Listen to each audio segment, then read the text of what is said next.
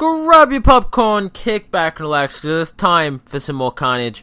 So in today's video we're going to be looking at how to take on Rogue in 2 different hits. Apologies if you can hear the aeroplane flying over top of me, because where I live is actually under a flight path, and occasionally you will get that one pain in the butt little aeroplane that'll fly over and try to ruin the sound quality of my recording. Without further ado, however, let's look at Rogue. So, the first hit is going to be 4 boats of Zookas, a couple of boats of Grenadiers there, and Everspark. You guys can see the statue stats right there on the bottom, just above that view attack button. So, there is 3 different ways that I know of taking on Rogue in 2 hits. The version I'm going to be showing you guys is how to do it. The left shield first, and then go up and do the core rush. There is 2 other approaches though. You can go for the core rush straight away, which is obviously going to create a free snipe. Then you go for the core rush. Now, in my opinion, that hit is a little bit more difficult, just because you have to spend more gunboat energy on mines and so forth. The other one is you take out stuff like these mortars. In some varieties of this, you will get like rockets and lasers as that, but pretty much you take out that cluster as needed, and then you flare back, you take out these boom cannons and then the shields. That is a hit in itself. Maybe I will do those in another video. I'll probably wind up doing one with the core, just the core on its own, just so I can show you guys the most efficient way of getting up there if you're doing that as your first hit. But in this video we're going to be looking at the left shield, so let's get into it. So, dropping the 4 boats of Zookas. Now, 4 boats of Zookas was chosen as the ratio of choice. Barrage there for some mines. We will be parking up here later where this boom mine is, so that will be used with a critter box.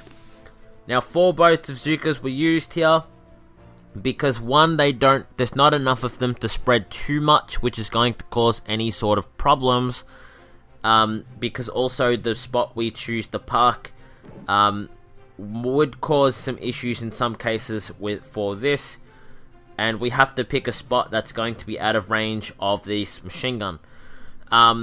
Also, when we park up the top here, we don't want them hitting too much mines, and that's just the ideal way of doing that. So this flare, because I believe I did not capture the press on screen, is the tile right against the wall, right where this cannon is, sort of that very far corner. So that's the very left corner, the left tile of that cannon against the wall. So the reason why that flare was chosen is pretty obvious. They form a nice tight path from the corner of the beach as they group up right down the beach, so you can space your smokes out as much as you feel free to. The next smoke we place, which is really pretty good. We could have put it a little bit closer to the other one. Didn't have to try to gangster smoke that. We did lose the delay as a result of that, which isn't really good. The flare though is the tile right above this rocket launcher here. You can see it's like the tile to the left, just above this rocket. So visually on screen it's directly above the rocket launcher, but in terms of tile, it's like the tile to the top right of the rocket, if that makes sense.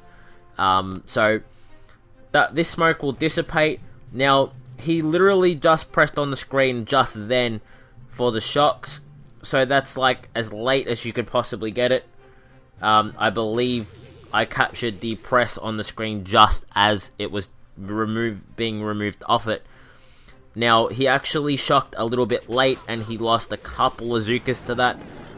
So, in my opinion, he should have shocked at about, I'm going to say like 11:30. And if he had have still had the delay, he probably could have got away with this. With that timing probably would have been perfect. But without the delay though, he needed to shock just a tad earlier. Also, I missed this part as well, unfortunately, but he did drop an artillery on that rocket that went down, because he wanted that to go first, so if Iizuka spread it out, he didn't lose any to the rocket. And because Iizuka's were sort of on the borderline of the range of it, he really needed that to go down first, so that's why he marked that with the artillery, to make sure that went down first. And the Zookas are really just going to start shooting on their own at this point. You can see he's reshocking this stuff. Pretty easy to get that shock timing down. I don't think that really needs to be captured too much. Critter box to destroy the mines, as I already mentioned. Timing the flare for as this rocket goes down. I'm not going to show the timing on that, really, because that's statue dependent. Different troop damage statue layouts will alter that timing a little bit, so you're going to have to do that on your own. Pressing the shock as the Zookas start to walk there. They're going to get there. Now, I will try to get the timing of the next shock for you guys, so you guys can see the timing between shocks anyway. Hasn't pressed yet. There we go. So he pressed about 11 o'clock, he pressed that. And you can see he pressed it sort of away from Iizuka, so he didn't get any. And he did miss that one shock launcher, unfortunately, because he pressed a little bit too far to the left. But it wasn't enough of an issue to create problems for him. He drops his other boats of grenadiers, I believe 4 boats, if memory recalls. So his Zookas at this point are out of range of everything and will be able to take out all the remaining shields. Now, the next part of this attack, there is artillery cost reduction, which is going to help him take out these machine guns at a much cheaper cost. Now, that's not too much of an issue if they still remain. Not really an issue. The biggest thing though is making sure the mines go. So he will be placing a barrage here to take out the mines. A person with more what's it called? More GBE statues will be able to take out these machine guns even without the cost reduction. But it's not really the strat you'll see used very often. Generally, you'll see just the normal core rush with brick. The modern equivalent of this strategy, I believe, is with bullet. You sort of you put them in the same spot, but you shock bullet along the way, and you what's it called? You taunt.